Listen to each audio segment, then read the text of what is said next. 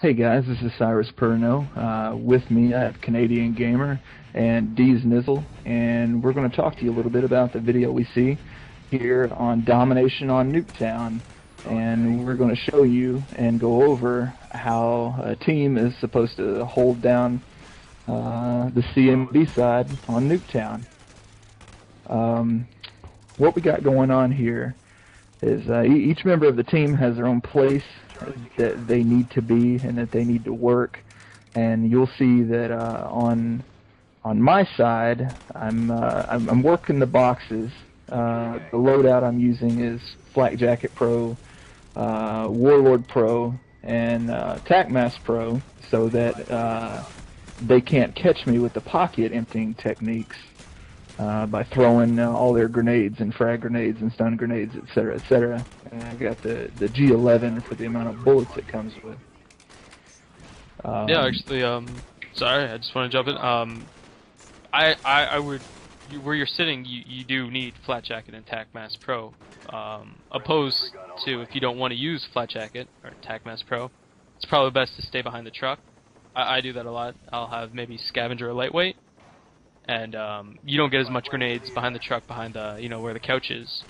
Yep, and I usually use hardline all the way on the far left side like a fucking idiot because I'm retarded. And I should use Black Jackets, but I don't. Yeah, a lot of people don't know this, and they may know it, they may not, but if you don't cross the street on Nuketown, then you won't get people spawning behind you, and you won't get your kill streaks ruined.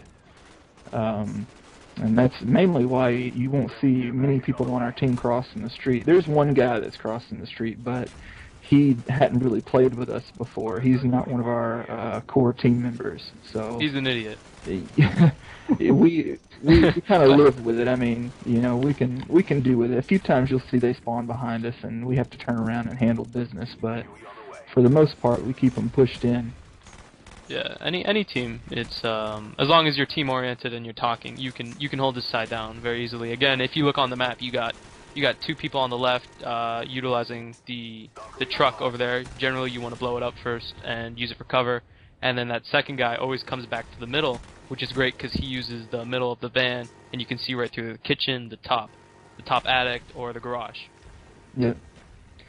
Now, just a moment ago, while you were talking, there was a guy that did spawn behind the fence there, and he had ran out and tried to knife one of our teammates that was working the right side of the truck. I had shot him.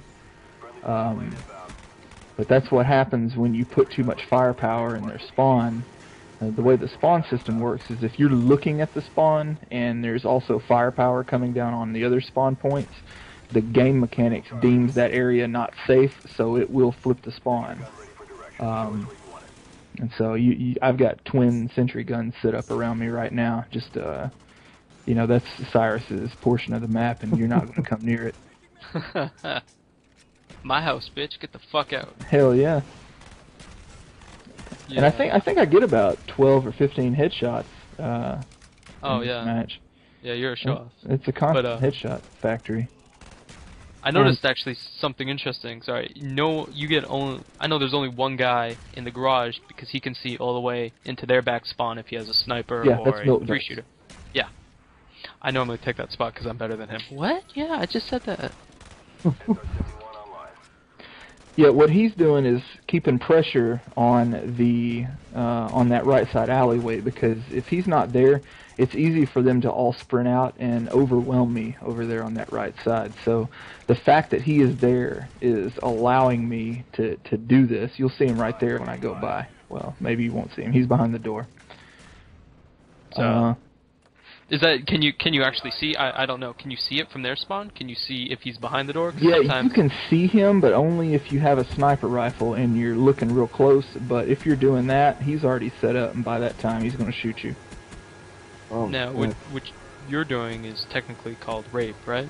Yeah, this is where you push a person's poo in. It's called sodomy in the good book. Oh, that's not right. And these guys, they think they can stand in the doorway and I won't see them and fire their Strelas, etc., etc. at me, but I think a guy right there got lucky actually with just a shoulder-fired RPG. But that's okay because I've got another helicopter that I'm desperately trying to call in to continue the beatdown. And there's little Pedo Bear. Hello, Pedo Bear.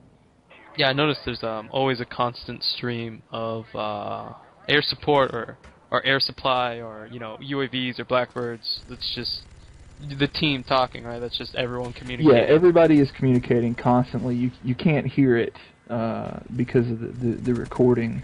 We weren't playing through the headset and the speakers, but we're talking constantly of where they are. Right now, as I'm in the helicopter, I'm telling the entire team, okay, they're spawning this corner, they're spawning that corner, there's a guy in this building, he's upstairs, he's downstairs, garage, etc. And whenever the other guys are in the helicopters, they're doing the same thing. And that constant stream of communication is better than any Blackbird or UAV. And a lot of people don't do that. And that's why they wind up on YouTube like this, getting spawn killed by people like us. Yeah, no, I'm just mesmerized of all the kills, but okay, so what if the shoe was on the other foot and your team, let's say, your team was on the other side, how would you get out of it? How would you get out of that situation where, they have a chopper gunner and it's just been called in, and they have B and C and you only have A? First order of business, get that chopper out of the air. And when we have, if we're up against a team that's really good and can put bullets on targets like this, the hard counter for something like this is smoke grenades. If someone, see how that guy's throwing smoke right there? Well, I'm just balling, so I fire through the smoke and get a couple kills because I know where they're at. But what you want to do is flood the whole area with smoke and try to penetrate up that right side over there to the left of where I'm looking right now and get back to C and capture C. If you can capture C and get your team spawning over there, then you can flip them.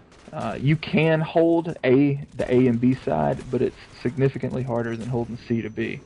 And if we start the match holding A, spawning on A, if we start the match on A, we won't take A and we'll run up the right side, because the way the game mechanics works is the team will spawn on whatever side that they hold or is currently not contested.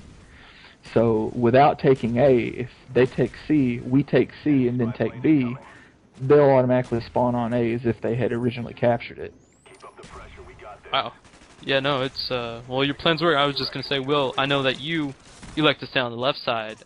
This is just a point of view of Sirus on the right, so is it the same on the left side for you, or is there any tactics that you have to do that are different towards?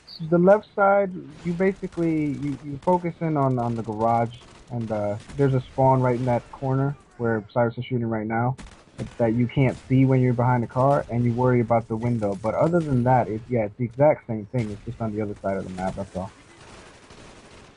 Now, I'd like to point out that I could have broken 100 kills in this match had I called in that chopper gunner at 185 points, but I was trying to get the Devil from the Heavens Contract. right there, contract, where you get 2 Hinds in 40 minutes, and I wound up doing it in 8 minutes. Yeah, and the game just ends, and I believe you got... and the game ends, and I got my challenge, and wound up coming out with 88 kills and 3 deaths.